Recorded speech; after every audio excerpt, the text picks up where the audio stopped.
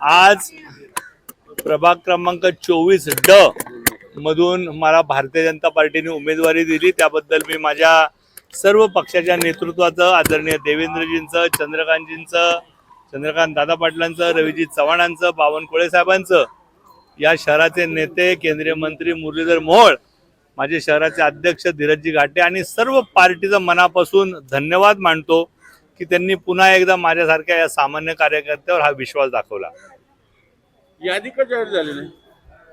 यादीचं अंतिम काम चालू आहे. आता ज्या प्रदेशात एकूण महाराष्ट्रात 29 महानगरपालिका आहेत.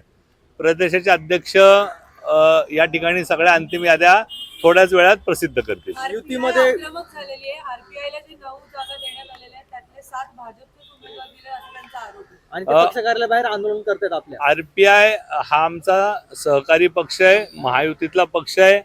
आदरणीय आठवले साहेब, आदरणीय देवेंद्रजी यांची अत्यंत सविस्तर चर्चा होऊन या जागा त्यांना देण्यात आलेल्या ज्या आहेत, हा आकडा तुम्ही कुठून काढला मला माहीत नाही, परंतु निश्चितपणे सन्मानजनक जागा महायुतीत आम्ही आरपीआयला दिलेल्या आहे, शिवसेनेला दिलेल्या आहेत आणि या शहरात आम्ही महायुती म्हणूनच पुढे जाणार. शिवसेनेला किती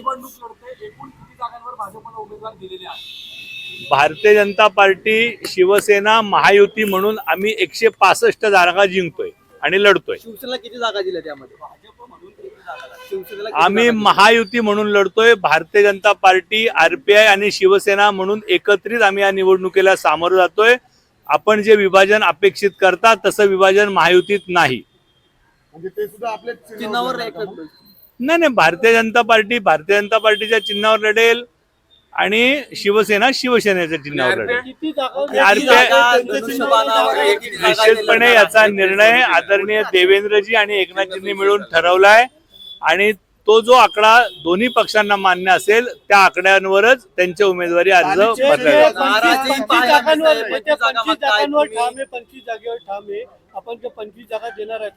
आपण ह्या महायुतीचा अंतिम जो तोडगा आहे हा आदरणीय एकनाथजी शिंदे साहेब, महाराष्ट्राचे उपमुख्यमंत्री, माजी मुख्यमंत्री आणि या महाराष्ट्राचे मुख्यमंत्री आदरणीय देवेंद्रजी मिळून ठरवतील. तो आकडा आम्हा सर्व कार्यकर्त्यांना मान्य असेल. अनेक उमेदवार नाराजी व्यक्त करतात, सोशल मीडियावर नाराजी दिसते. 2300 जणांच्या आपण मुलाखती घेतल्या, फक्त 165 जणांना तुम्ही आता उमेदवारी देऊ शकणार आहात, तर बाकीच्या नाराज असलेल्या लोकांचं कसं काय गणित बसवणार आहात? भारतीय जनता पार्टी ही या शहरातली आणि या राज्यातली आणि या देशातली सगळ्यात मोठी पार्टी आहे, किंवा जगातली मोठी पार्टी आहे.